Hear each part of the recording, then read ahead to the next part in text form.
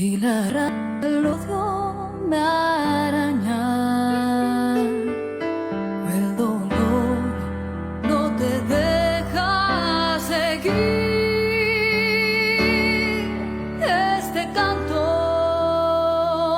nos teje la cuerda que nos puede ayudar a seguir.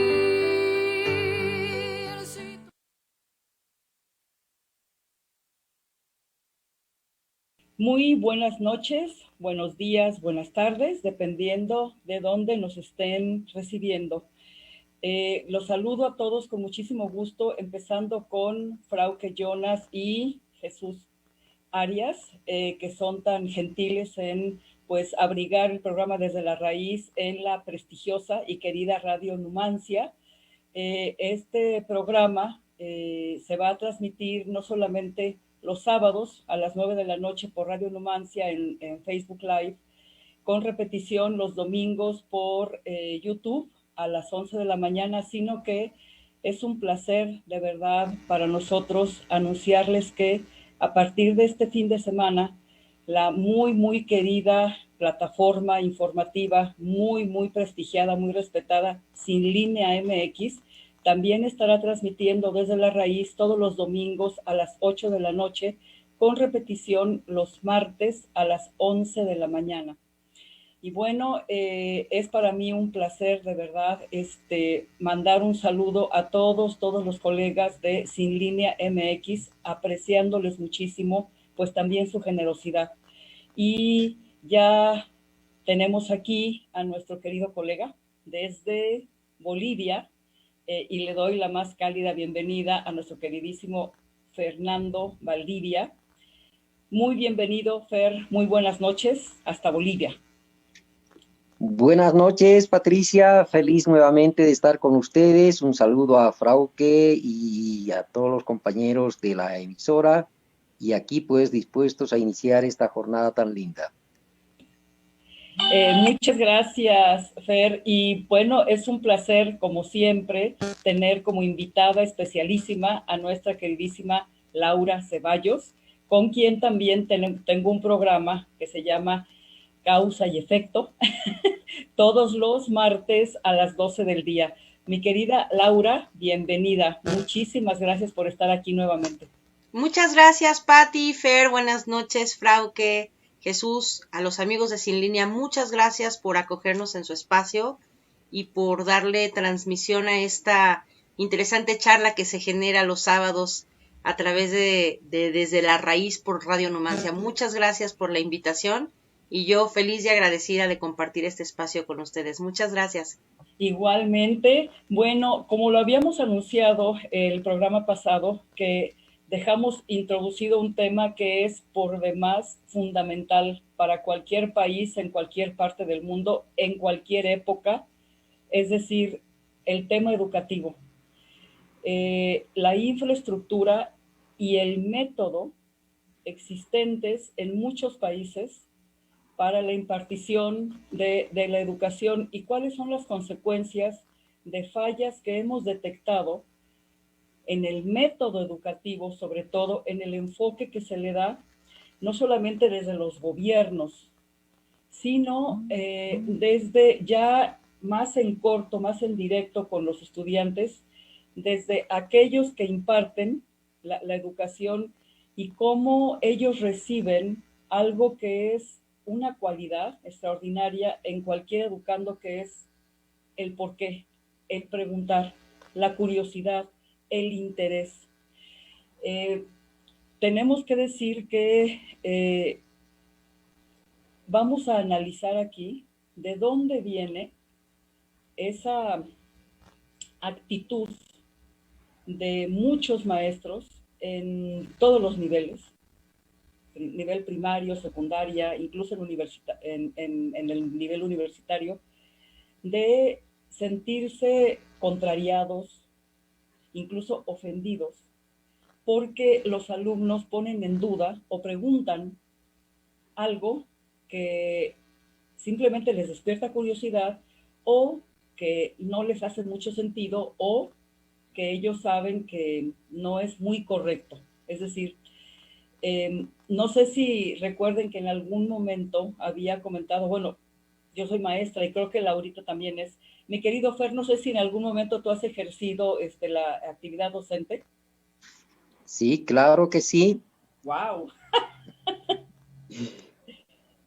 Y entonces, bueno, los tres tenemos más o menos de primera mano la experiencia de lo que es estar frente a un grupo y sentir la enorme satisfacción de que un alumno nos diga, profesor, profesora, fíjese que a mí me parece que esto es de esta manera.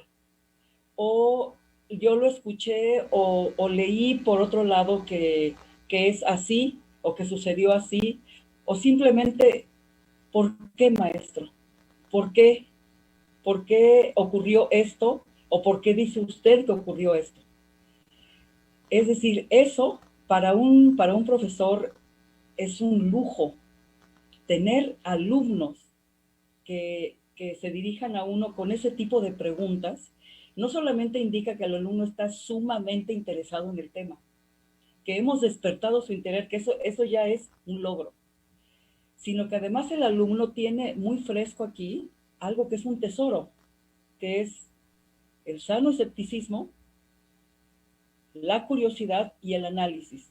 Y vamos a ver por qué alumnos así hay que premiarlos, hay que fomentar eso, porque más tarde, cuando lleguen a integrarse a la sociedad, van a ser ciudadanos de mayoría de edad, algo que un país requiere urgentemente para progresar, para no permitir, para que no exista en un país ni dictaduras ni imposiciones que falten o que violen las garantías y los derechos humanos. Simplemente una sociedad que pregunta el por qué, que cuestiona. Es una sociedad que no permite la injusticia. Con esta introducción vamos a meternos al tema, mi querido Fernando. ¿Qué nos puedes decir al respecto? Bueno, yo creo que efectivamente, como tú señalas, es muy difícil hoy en día encontrar alumnos con un sentido crítico de la realidad, de la enseñanza, de la investigación, etcétera. Y creo que esto deviene básicamente de un concepto que se nos metió erróneamente respecto a lo que era o es la educación, y de ahí deviene un concepto muy interesante que lo acuñó o lo popularizó Paulo Freire, el brasileño pedagogo que creó la llamada pedagogía de la liberación. Él hablaba de la educación bancaria en el sentido de que se entendía que la mente de un niño era algo vacío que debía ser llenado con una serie de conocimientos y por lo tanto esto también establece una relación entre el educador y el educando errónea en la que se plantea que el educador es el que sabe y el educando es el ignorante que debe recibir como en un banco pues una serie de depósitos de conocimiento para poder aprender algo.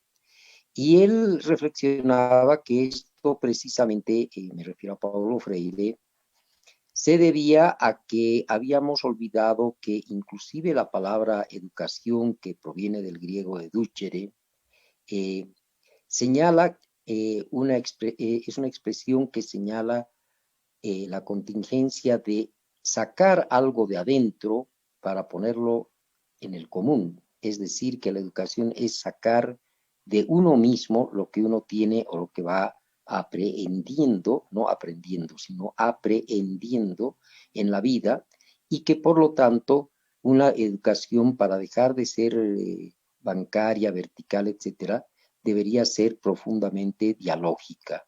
Y ahí está justamente, retorno a lo que tú señalabas, Patricia, el encanto de la educación, encontrar un alumno con el cual uno pueda conversar, pueda dialogar, pueda entender cuál es su visión respecto a determinados problemas en cualquiera de las ciencias del conocimiento. Creo que esto sería un elemento introductorio que me gustaría tocar respecto a cómo hemos ido concibiendo la educación. Definitivamente, definitivamente, mi querido Fer. Pues Laurita, vivimos en un país que hace 2 años inauguró una etapa completamente distinta, curiosamente con un primer mandatario que ejerce una labor pedagógica cada vez que responde preguntas en su famosísima, ya a nivel mundial, mañanera, que por cierto el presidente del país vecino está queriendo adoptar, ¿no? Incluso ha dicho que ellos desde antes del presidente López Obrador ya llevan mañanas, pero bueno, eso es aparte, sabemos que no es cierto, ¿verdad? Pero bueno, pero aquí lo importantísimo de este presidente, igual que ocurría con el expresidente ya fallecido, Fidel Castro Ruz, el presidente cubano, un enorme pedagogo, un gran pedagogo, y también otro mandatario, el presidente Hugo Chávez, pedagogos. En cada comparecencia ellos dialogaban, y no solamente eso, sino que les daban clases de historia y clases de moral. Laurita, ¿cuál es la trascendencia para ti como maestra? ¿Qué nos puedes decir? Pues mira, Pati, esto que dices, como también señala Fernando, es muy importante. Mira, los países han dado por sentado que la educación debe de ser una especie de molde en el que los niños, que en este caso son los educandos, a mí no me gusta la palabra alumno porque como significa sin luz, a mí se me hace justamente como dice Fer, el niño no es un ente vacío, hueco y sin luz. Para mí son seres que traen un montón de habilidades y un montón de inteligencias por descubrir, y esta educación mundial en la que estamos todos metidos, por fortuna y por desgracia, ha hecho pensar a los gobiernos del mundo que está muy bien tener una especie como de moldes de galletas en el que todo ser debe de acoplarse y todo lo que está alrededor, todas tus inteligencias múltiples, tus gustos, tus potencialidades, se borran. Pero justamente con la llegada del presidente López Obrador, en este momento yo me siento con mucha esperanza. El Plan Educativo Nacional que él propuso, que se basa en 6 ejes, tiene justamente a la persona como, valga la redundancia, como el eje de la educación. Para él es la educación y también viene de ese ser lo que él pueda aportar a la sociedad. Y es muy importante tener una persona tan hábil. Mira, lo hemos dicho en algunas otras ocasiones, puede haber gente súper inteligente, súper capacitada, súper habilidosa, pero que no tiene la capacidad de comunicar. Y en este caso, nuestro presidente, la verdad, es un lujo, tiene una capacidad de tener a la mano, fechas, datos, personajes, historias, y lo platica de una manera tan sabrosa, parece que te está contando el chisme de lavadero, de la tía, y está súper interesado en hechos de la historia que durante años en los libros se recortaron también. O sea, yo me acuerdo cuando yo estaba en la primaria, los libros de historia eran libros gruesos, eran buenos. Ahora creo que una revista de esas de moda, tienen muchas más páginas que el libro de historia de quinto, de sexto de primaria. Y me parece que desde el punto de vista de los maestros también se sienten reivindicados con esta nueva política, este Plan Nacional de Desarrollo, porque también fue un sector muy abandonado, muy golpeado, muy echado de lado. Creo que el sector de los docentes debiera ser el pilar fundamental sobre el que los países debieran de trabajar, porque al final de cuentas un maestro forma a todos los demás profesionistas de un país.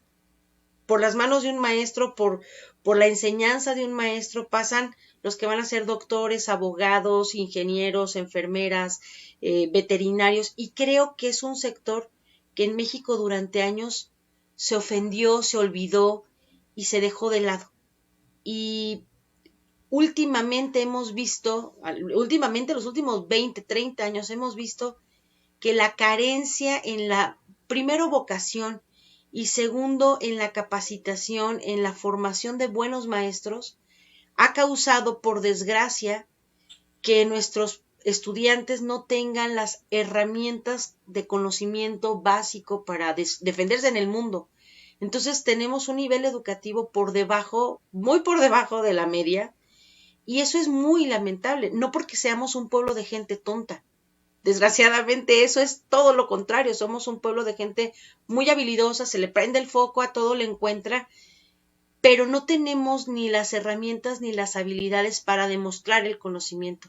Entonces creo que esta es una muy buena oportunidad, un sexenio en el que se va a hacer notar el cambio en que los maestros sí sean ese pilar fundamental en el que se invierta, no a nivel nada más económico pagándoles sueldos decentes, que es urgente, sino invertir en ellos, en capacitación, en conocimientos para que ellos tengan herramientas a su vez para transformar la educación y que no sea ese depósito vertical de yo sé y tú te callas, tú aprendes y qué padre que haya gente, como dice Fer, como dices tú, personas interesadas con un exceso de curiosidad que siempre te pongan retos de por qué, para qué, de dónde, quién, cómo.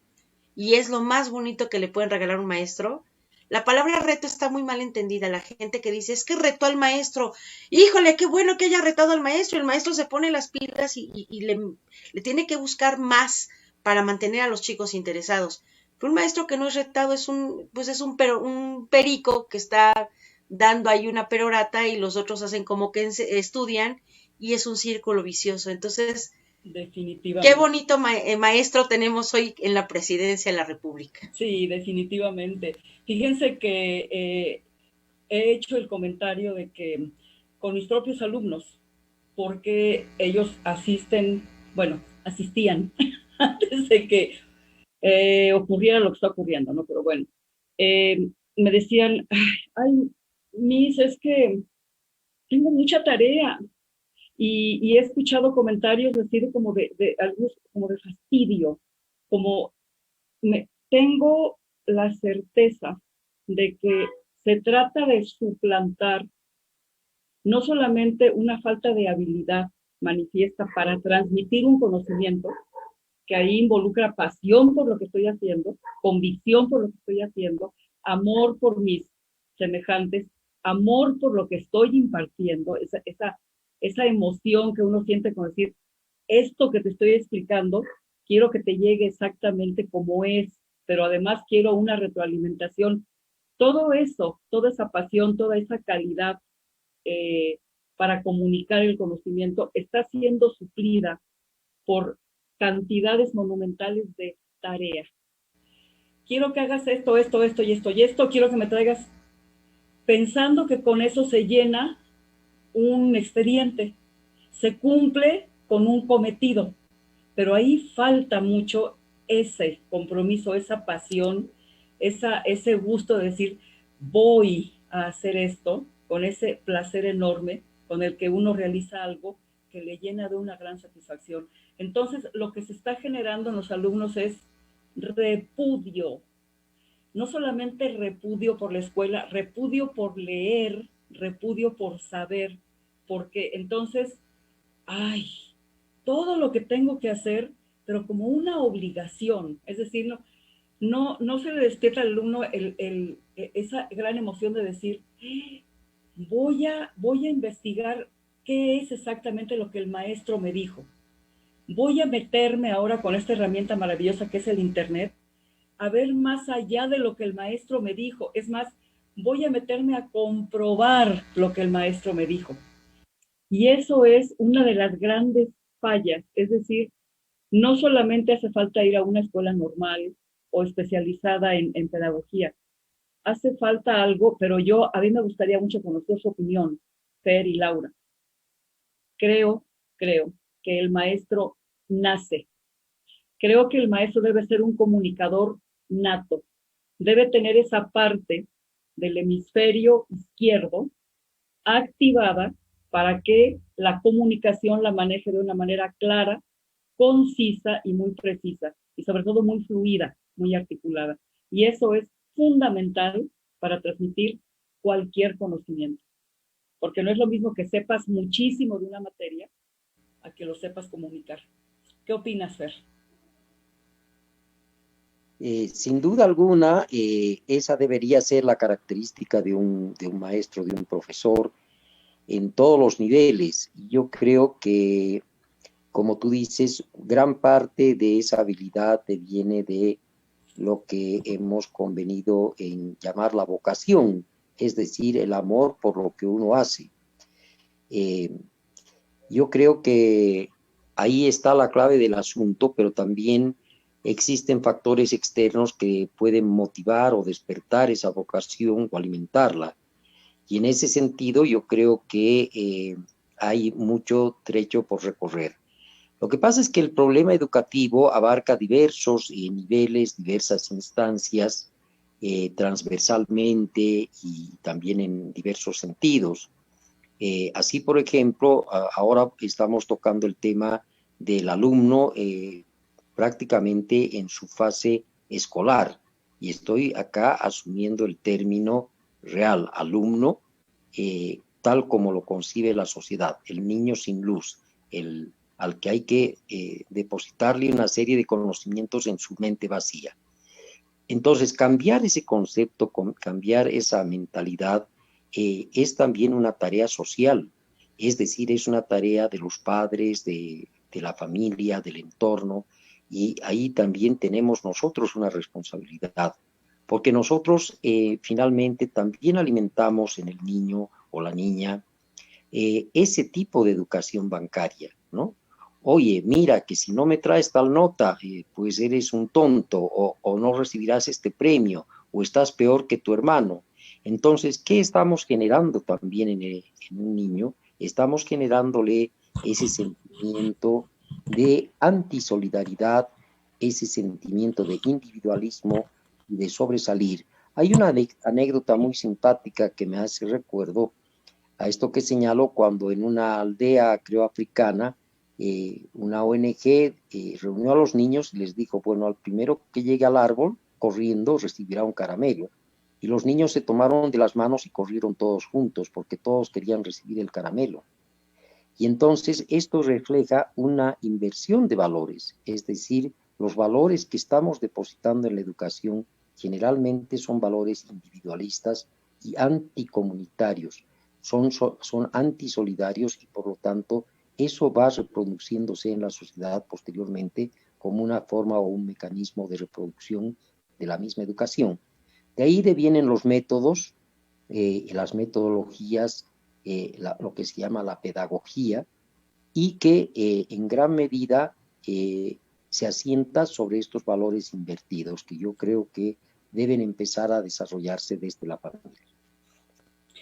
Definitivamente, mi buen Fer, vamos a enfocar las consecuencias de que no se haya fomentado en un estudiante desde la educación primaria ese sano escepticismo y esa curiosidad, haberla enriquecido, haberla impulsado. Vivimos en países donde los derechos humanos se violan diariamente. Actualmente no por voluntad de los respectivos gobiernos, ni el boliviano ni el mexicano, son gobiernos reconocidamente democráticos, es decir, que son absolutamente legítimos, porque llegaron ahí llegaron al poder gubernamental por voluntad mayoritaria, pero se ha dejado una secuela de violaciones que se derivan de imposiciones porque se ha acostumbrado, primero desde la escuela y posteriormente ya desde el ámbito en el que cada ciudadano se desempeñe, a aceptar sin cuestionar. Entonces, ha habido situaciones en las que, muy concretamente, aquí en México, nos dice una señora en 2005, llamada Isabel Miranda Torres, nos dice y nos cuenta la historia de que ella solita, sin ayuda de absolutamente nadie, ninguna institución como la PGR, la Procuraduría, las policías, encontró a una peligrosa banda encargada, o sea, culpable de secuestrar a su hijo. Y un enorme porcentaje de personas se tragaron ese cuento, sin nunca cuestionarse si eso era siquiera posible, sin nunca decir, a ver, voy a ver si es cierto, si es factible, si es lógico, si es viable, nada.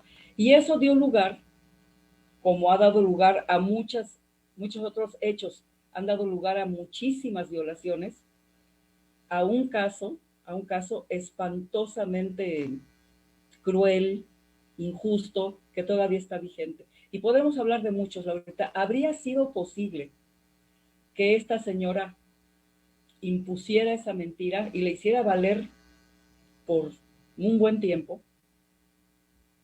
¿Habría sido posible con una ciudadanía altamente cuestionadora, es decir, escéptica,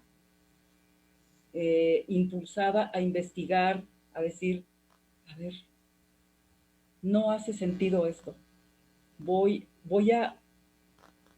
No solamente voy a investigar, sino voy a asegurarme de que lo que esta señora está diciéndonos, que me parece altamente improbable, ¿de qué viene? ¿De qué va?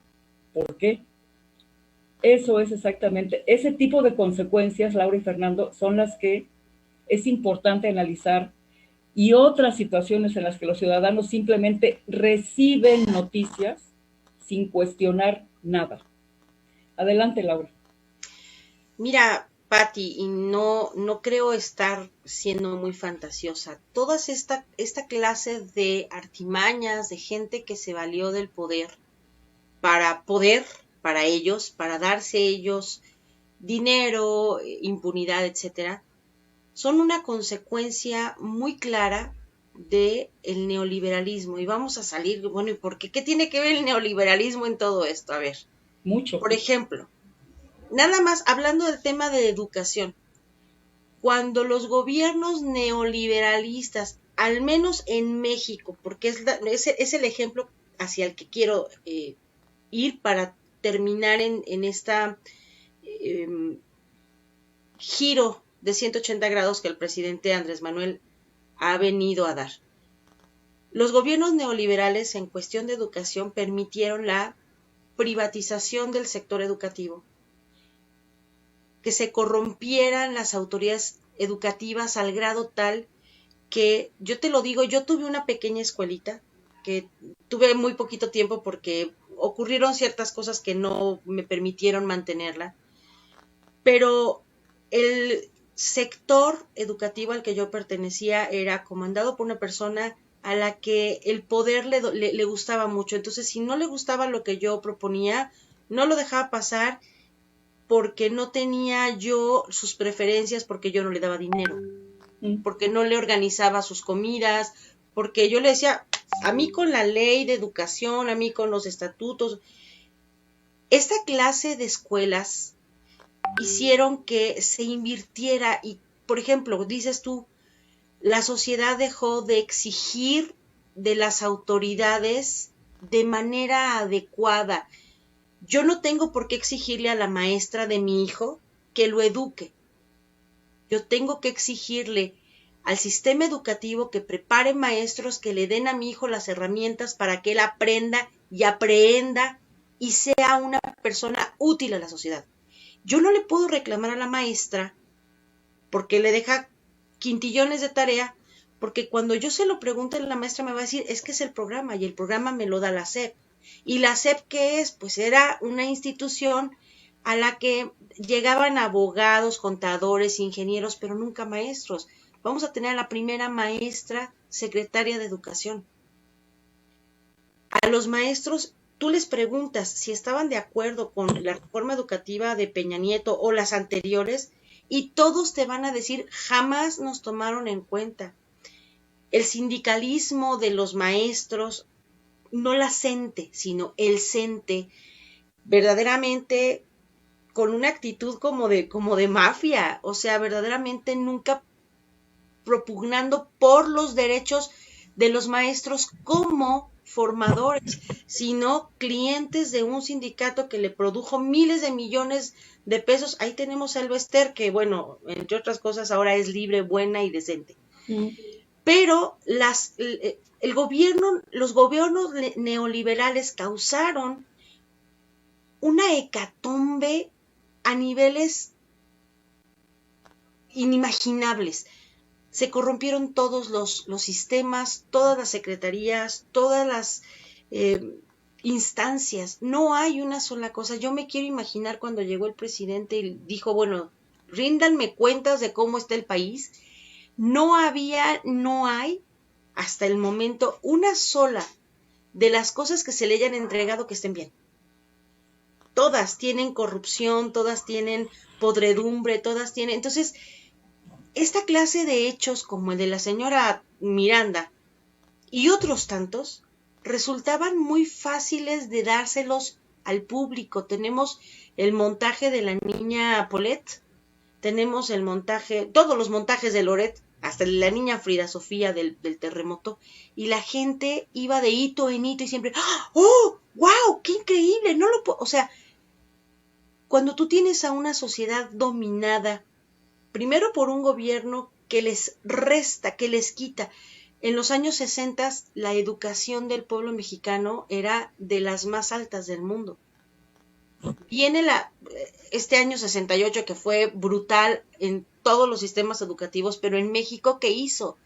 Fuimos dando saltos hacia atrás y hacia atrás, y hoy día las mediciones, que a lo mejor no son tan justas porque no siempre están dadas en los contextos que debieran ser, pero las mediciones nos dejan en el lugar 500 de 190 países, o sea, estamos años por detrás de lo que debiéramos estar.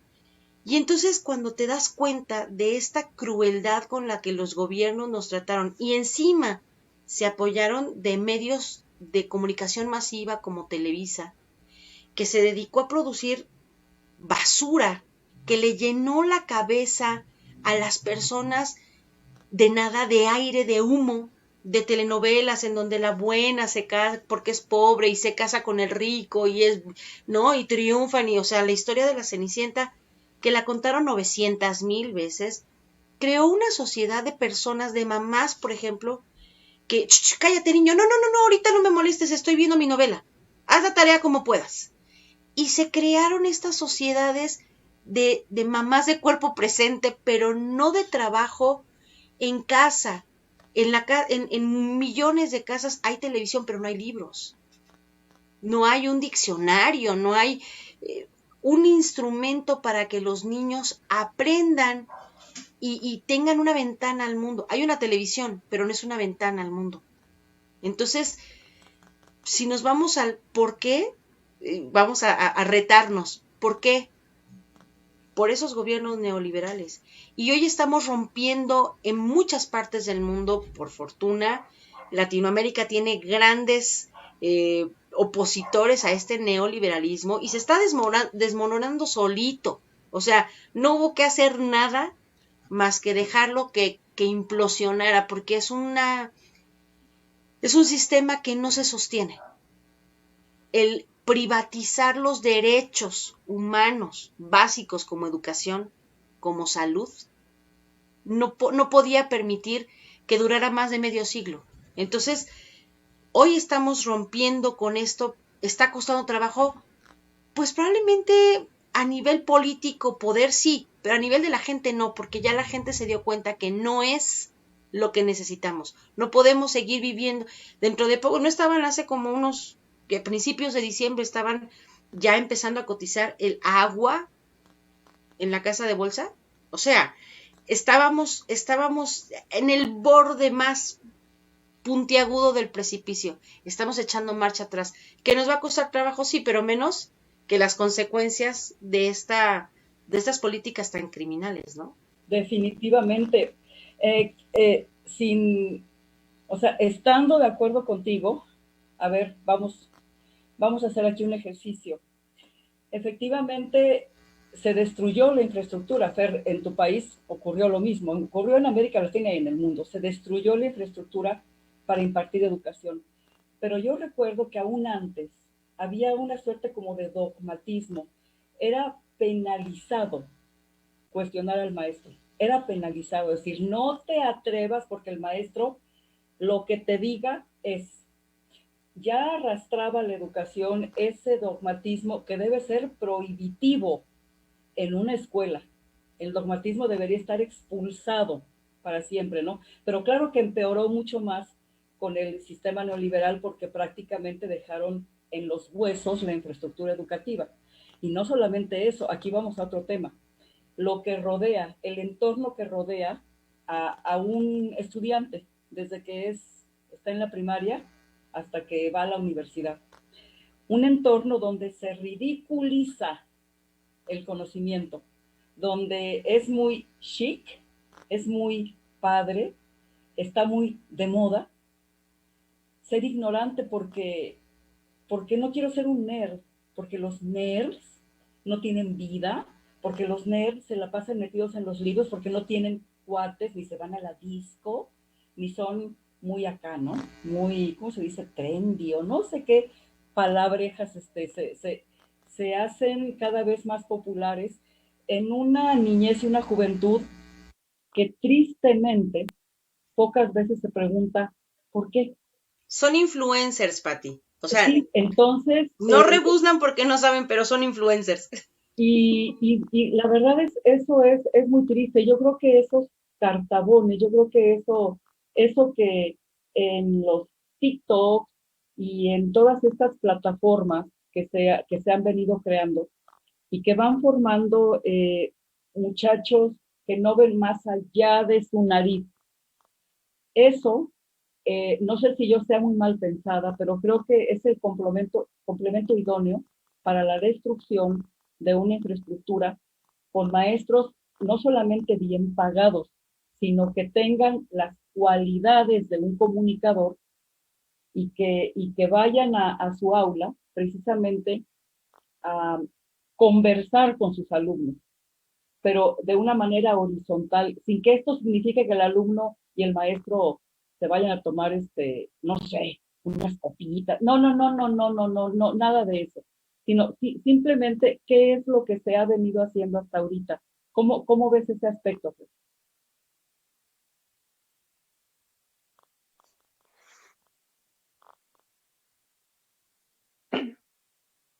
¿Fer? ¿Nos escuchas?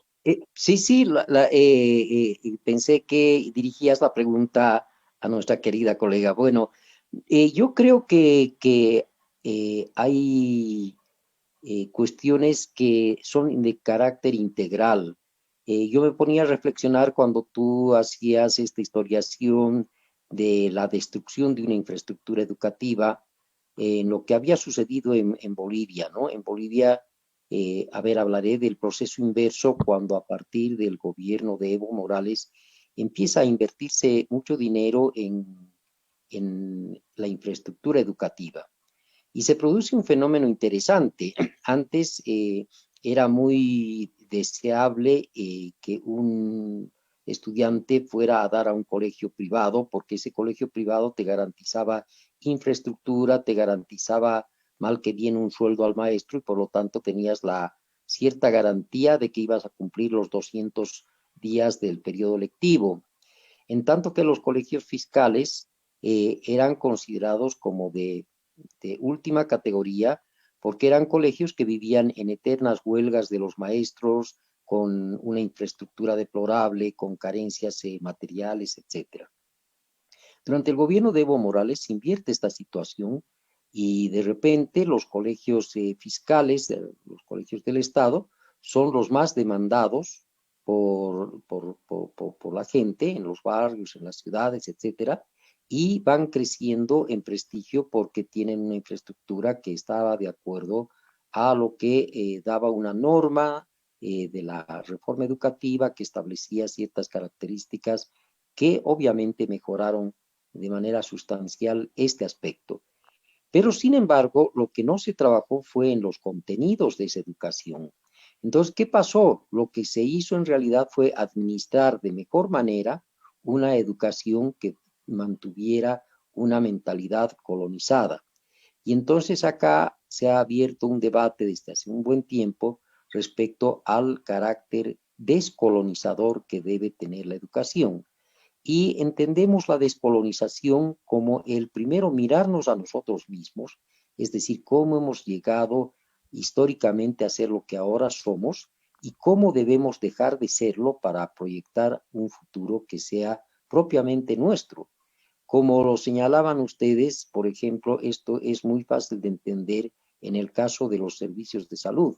En Bolivia existe una gigantesca cantidad de clínicas privadas que han hecho su agosto, decimos esa expresión cuando alguien pesca en río revuelto, en esta crisis llamada pandémica. Han cobrado cantidades inimaginables de dinero por meter a un paciente a una sala de terapia intensiva sin que haya una norma que lo prohíba. Y uno, cuando está en riesgo su salud, pues es capaz de entregar lo que tiene y lo que no tiene. En materia educativa ocurrió algo así similar y en Bolivia tenemos un fenómeno que lo pongo en el tapete para que también vayamos viendo la complejidad y en sus diferentes aristas, ¿no? Y es el de la educación superior. Yo creo que Bolivia debe ser el país que tiene la mayor cantidad de universidades privadas. Es inimaginable la cantidad. Tú, Patricia, llegas acá, alquilas un edificio, pones el rótulo de universidad, logras un permiso de cualquier forma y tienes tu universidad. Y estas universidades, ¿qué hacen? Pues están reproduciendo el sistema colonial que justamente se pretende atacar con la educación. Y algún analista, con esto termino, señalaba que hoy en día los partidos conservadores, las fuerzas de la derecha, no tienen necesidad de estructurarse en tales porque ya tienen sus propios instrumentos de reproducción de su ideología, y estas son las universidades privadas. Otro elemento a considerar en esta charla. Definitivamente, me alegra mucho que hayas colocado el dedo precisamente en este tema, porque también hay una falsa percepción, Laurita y Fer, de que la calidad está en las escuelas privadas. Y me parece que es falso, es una noción completamente equivocada, porque se piensa que porque pago me están entregando calidad. No es así. Lo que acabas de decir, Fer, es el fomento de esta mentalidad que va a formar a un futuro ciudadano que se va a amoldar al tipo de sociedad que quieren esas élites interesadas precisamente en privatizar algo que es un derecho. En primer lugar, es inadmisible que se venda la educación porque no es una mercancía. No es una mercancía. Y aquí vámonos a las universidades, por ejemplo, tan prestigiosas como la misma Universidad Harvard, Yale, y vamos a remitirnos a quienes estudiaron en Harvard y en Yale y que regresaron a México y sometieron al país a los intereses de lo que conocemos como el Consenso de Washington. ¿Qué cosa es el Consenso de Washington?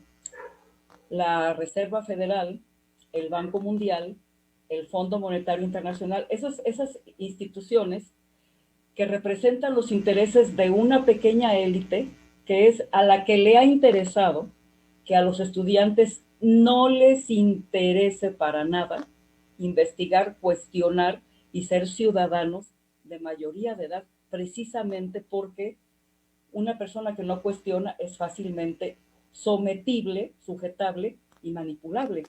Entonces, aquí tenemos, por ejemplo, a Salinas de Gortari, que regresó graduadito de la Escuela de Gobierno, Administración y Gobierno John F. Kennedy, de la Universidad de Harvard.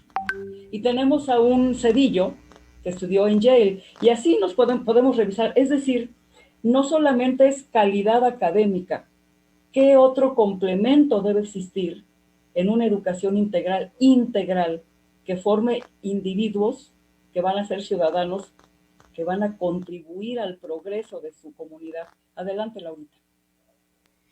Mira, Pati, esta es una discusión compleja. Primero porque yo te lo digo como una persona que tuvo la iniciativa de poner una escuela, es a veces yo trabajaba en una escuela y yo veía precisamente esa falta de compromiso de parte de los maestros, compañeros, que les daba lo mismo, o sea, no importaba que el chamaco regresara con faltas de ortografía. Oye, pero esto, ¿por qué tiene faltas de ortografía? Ah, es que es de matemáticas. No, espérate, tenemos que trabajar integralmente.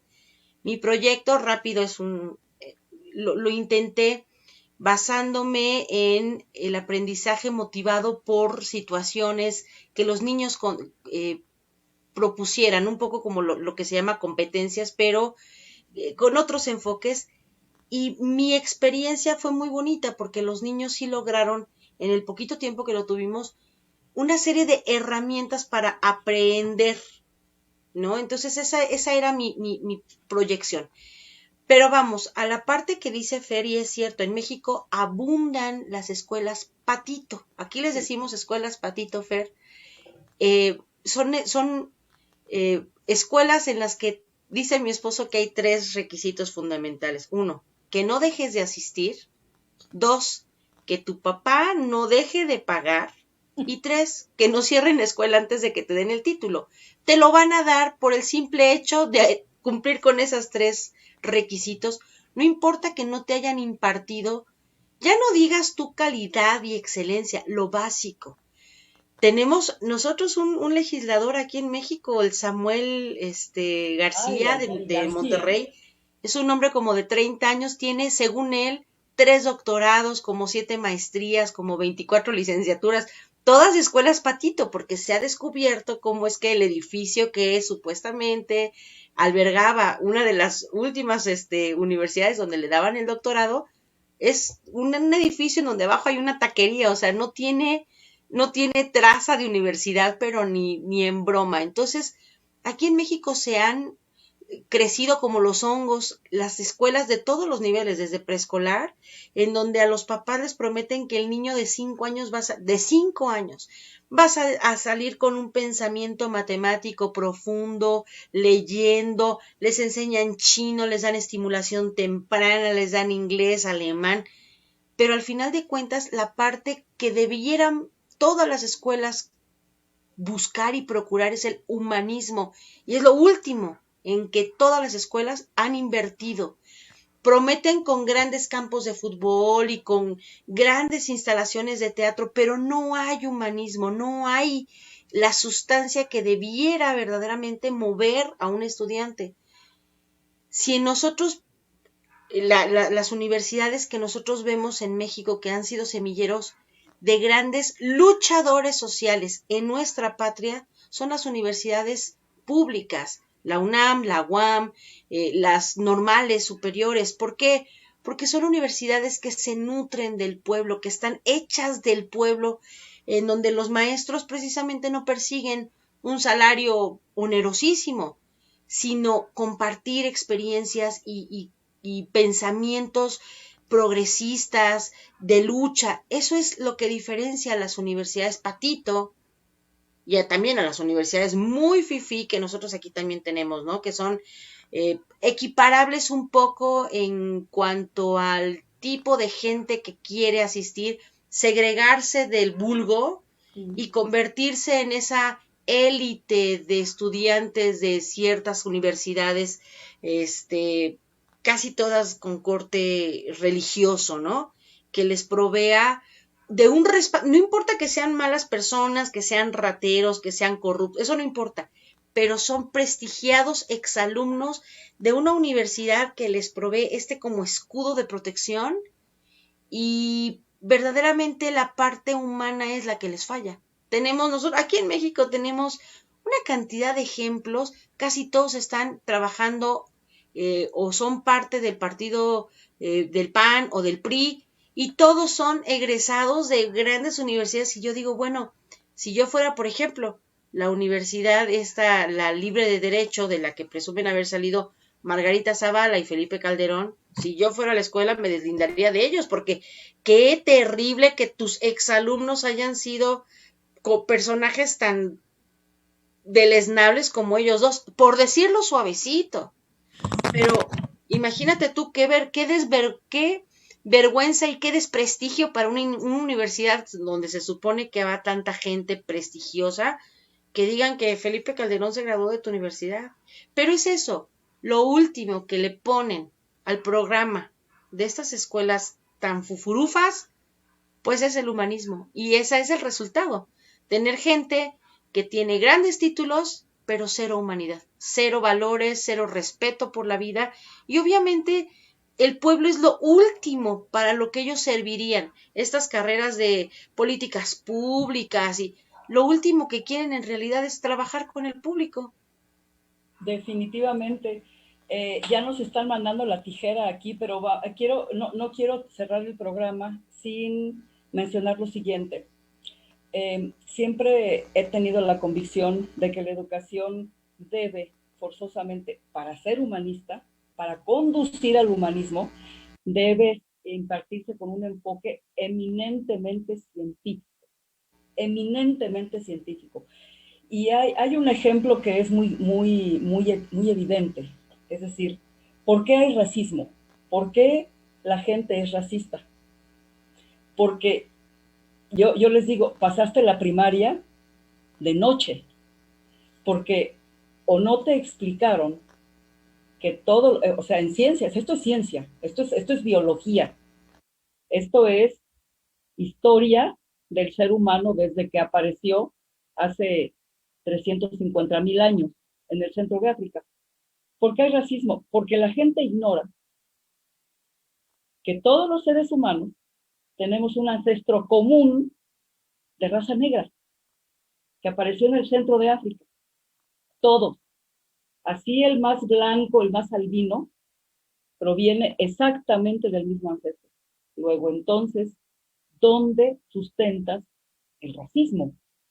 Es decir, proviene de una profunda ignorancia y de haber pasado la primaria memorizando cosas en lugar de conectando lo que me están enseñando con mi realidad circundante, porque finalmente el conocimiento debe servir para eso, no para que yo pase un examen a fin de año y para que me den un 10 y me den un título y lo cuelgue en mi casa. No, me debe de dar esa apertura de mente para yo entender mi realidad, mi universo, lo que me rodea, y comprender a los que me rodean, todo lo que me rodea, todo. Y de esa manera conducirme, porque para eso debe servir, ¿no? Entonces, finalmente con esto cierro.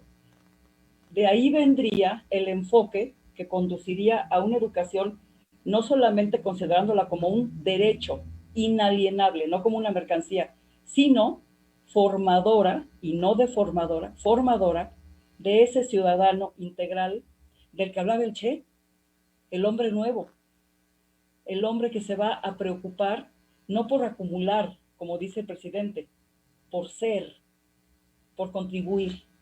Vamos cerrando con y si le quieren añadir, por supuesto, lo que le quieran añadir, o sea, en lo que respecta a carencias en el método y no solamente en la infraestructura educativa. Adelante, mi querido Fer. No, plenamente coincidente contigo y muy impresionado por que hayas traído a colación las palabras del Che, ¿no? Yo creo que ese debería ser el horizonte educativo y creo que nadie mejor que él para decirlo y predicarlo con el ejemplo y con su vida misma. Sobre todo porque el Che, pues, murió en Bolivia. Sobre todo porque murió en Bolivia. Así es, mi querido Fer. Adelante, Laurita. Pues mira, la verdad es que no hay mucho que agregar a lo que acaba de decir Fer, pero quizás nada más también recordar esa parte, como dices tú, las bases en las que la educación se inició en los tiempos de los griegos, si es que podemos hablar de ellos como los primeros educadores, los creadores de la idea de compartir, de incrementar el conocimiento, pues justamente eran sobre la base de filosofar, de pensar, de ver las cosas a través de tus propios medios. En este momento que estamos todos en el planeta, o sea, no hay nadie que se salve y que diga, sí, yo voy a ir a la escuela mañana. Todos los que están hoy en casa y que tienen la oportunidad de tener esta maravilla que es la internet, las computadoras, creo que tendríamos que estar pensando en algo que no es nuevo, porque tiene ya 20 años la educación en línea y a distancia, pero creo que sería muy útil que tomáramos en cuenta las bondades. Yo sé que el proceso de sociabilización de los chicos es muy importante, ir a un entorno en donde hay otras personas como tú, pero que te comparten sus conocimientos y se nutren de todo lo que hay alrededor. Pero en este momento creo que a todos nos está tocando volvernos muy virtuales, animales virtuales, digo yo que somos hoy.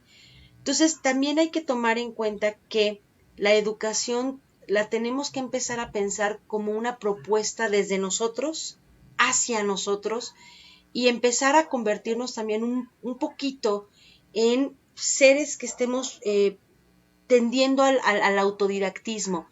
Ya no podemos ser esa sociedad de educación banco, como dice Fer, sino también aprender que, la maestra me está dejando una tarea, pero yo investigo más, averiguo más.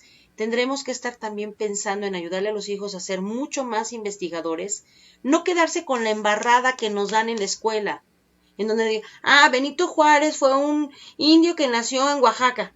Y luego, o sea, creo que si nos volvemos nosotros más exigentes con nuestros propios métodos de aprendizaje, porque hoy tenemos esta maravilla en la punta de nuestros dedos, seremos sociedades que aprendan más que lo que el marco educativo de cada país nos da, porque los marcos educativos son solo una idea base. Entonces yo creo que sí es muy útil hacer estas herramientas las que nos impulsen hacia adelante y exigirnos a nosotros mismos, oye, si los libros traen abajo referencias, pues échate las referencias aunque sea, a ver de dónde se construyen los pensamientos de las personas que proponen un ensayo, un libro, una investigación, porque es bien importante que nos volvamos mucho más propositivos nosotros. Entonces, creo que una parte del futuro de la inmediato de la educación sí viene a través del Internet. En México estamos esperando ya que se vuelva una realidad el Internet para todos, gratuito para que llegue a todos los rincones del país y las personas con menos posibilidades hoy sean gente que en un futuro cercanísimo tengan esas mismas herramientas para abrirse el paso por el mundo. Muchísimas gracias, Laurita. Cierro con lo siguiente. Yo hago votos porque el método socrático se imponga sobre el platónico y el aristotélico. Bueno, eso trayendo a los griegos acá, porque Sócrates fue un revolucionario, ¿no? Pero bueno, más allá de eso y tratando de verle el lado positivo a la cuestión actual, yo hago votos porque no nos hagamos seres virtuales. Es lo peor, en mi opinión, que le podía pasar a la sociedad mundial. No. Tenemos que cuestionar todo, incluso lo que está ocurriendo. Todo. Y claro, tenemos que hacer uso de estas herramientas sin que nos absorban. Porque hay una trampa ahí terrible, ¿no? Qué hermoso es tener un libro de hojas de papel en lugar de estar pegado a una pantalla. Yo sí, definitivamente, hago votos porque no nos convirtamos en la Matrix, que no vivamos en la Matrix, no podemos permitir eso. Y bueno, nada más decir que si hay un país admirable respecto a una calidad educativa, pero de superior, indiscutiblemente, ese es Cuba. Ya hablaremos más, porque ya no hay tiempo ahorita, pero Cuba tiene maestros de una calidad extraordinaria que le comunican al alumno una pasión inmensa por el conocimiento, un amor por la escuela y por el estar dialogando con los maestros de manera horizontal, aparte de todos los valores que infunden, ¿no? Que a cada estudiante es realmente admirable y es una educación gratuita. Eso es lo importante, gratuita, pagada con los impuestos de los ciudadanos. Bueno, yo creo que este tema no se agota, es amplísimo y tiene aristas, pero muchas por donde lo podemos abordar, y los queremos invitar a seguirnos en Radio Numancia todos los sábados a partir de las 9 de la noche, Facebook Live, domingos a partir de las 11 de la mañana en YouTube, y los domingos por Sin Línea MX, 8 de la noche, y los martes repetición, 11 de la mañana, Sin Línea MX. A los colegas de Sin Línea, nuevamente muchas gracias. Frauke, Jesús, mi abrazo, mi agradecimiento, y por supuesto un abrazo enorme hasta Bolivia, mi querido Fer. Muchísimas gracias. Y un abrazo, Laurita, muchísimas gracias por este programa, que ya continuaremos con este mismo tema. Muy buenas noches a todos, que descansen. Buenas noches.